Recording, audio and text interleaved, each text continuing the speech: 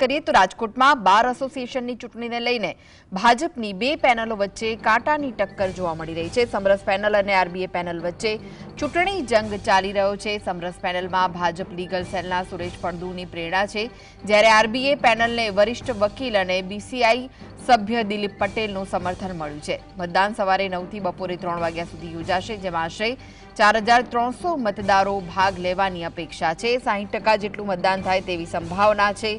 નવી કોર્ટ ખાતે મતદાનની શરૂઆતમાં જ બંને પેનલ વચ્ચે તકરારના દ્રશ્યો સર્જાયા, જેમાં સમરસ પેનલ દ્વારા આરબીએ પેનલ પર આક્ષેપો લગાવવામાં આવ્યા છે।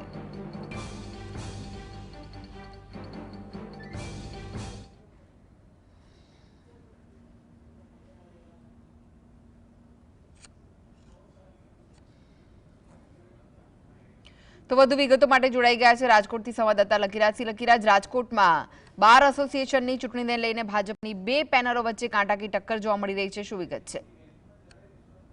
રાજકોટ બાર એસોસિએશનની આજે ચૂંટણીમાં ભાજપની બે પેનલો છે તે આમને સામે છે તે વાત કરવામાં આવે તો જે સુરેશ ફળદુની સંવાદ પેનલ અને જે દિલીપ પટેલ છે તેને પ્રેરિત આરબીએ પેનલ છે।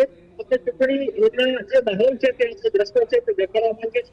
મોટા પ્રમાણમાં વકીલો છે ટેન્શન કર્યા છે, પોતાનો અધિકાર છે તે લઈ લેવાની વાત કરવામાં આવે તો 4300 જેટલા જે ડર છે તે રાજકોટમાં છે અને જો કહી શકાય કે જે 3 વાગ્યા સુધી મતદાન છે તે થશે।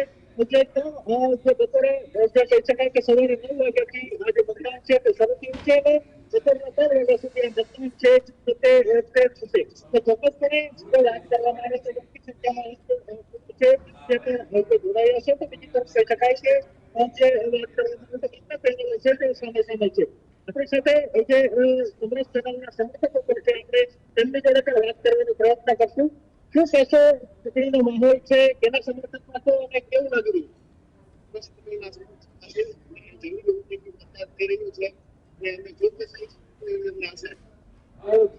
કેવું કહ્યું અત્યારે ભારે લાગે છે બીજેપી કેવો માહોલ છે?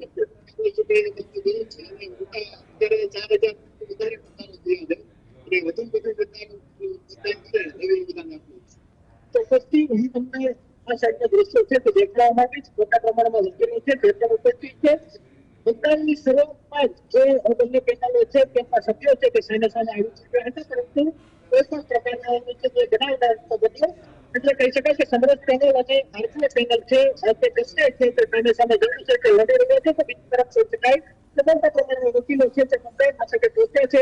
નવી કોર્ટ ખાતે મતદાન છે તેની શરૂઆત થઈ ચૂકી છે અને કહી શકાય કે જે શરૂઆતથી 9 વાગ્યાથી લઈને અત્યારે જે આપણી સાથે સુરતભાઈ કરતું છે જે સમરસ પેનલના જે ઉમેદવાર છે, શું કહેશો સુરતભાઈ, કેવું લાગી રહ્યું છે, કે પ્રકારનું મતદાન અને શું કરશો જો જીતશો તો? સવારે 9 વાગ્યાથી મોટી સંખ્યામાં જે જોડાણ જોતા મતદારો છે પરિવર્તન ઈચ્છતા હોય એવું જોવા મળી રહ્યું છે। અને જે ગત વર્ષ દરમિયાન કોઈ કામગીરી થયેલ નથી, વકીલોના પ્રશ્નોને વાંચી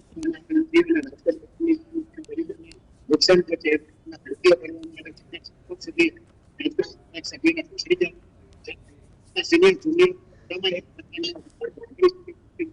રાખી છે એટલા માટે તેના મોટી સંખ્યામાં લોકો છે જ્યાં માટે ચોક્કસથી જોડાયા હતા પ્રમુખ પદના સમરસ પેનલના જે ઉમેદવાર તેઓ જણાવી રહ્યા છે કે અલગ અલગ કામો છે તે કરશે, ફક્ત અહીં લાગી રહ્યું છે કે બપોર 3 વાગ્યા સુધીમાં 60% જેટલું મતદાન છે તે થઈ શકે છે અને સાંજ સુધીમાં રાત સુધીમાં આનું જે પરિણામ છે વચ્ચે આવી શકે છે। જી આભાર લકીરાજ સમગ્ર માહિતી આપવા માટે।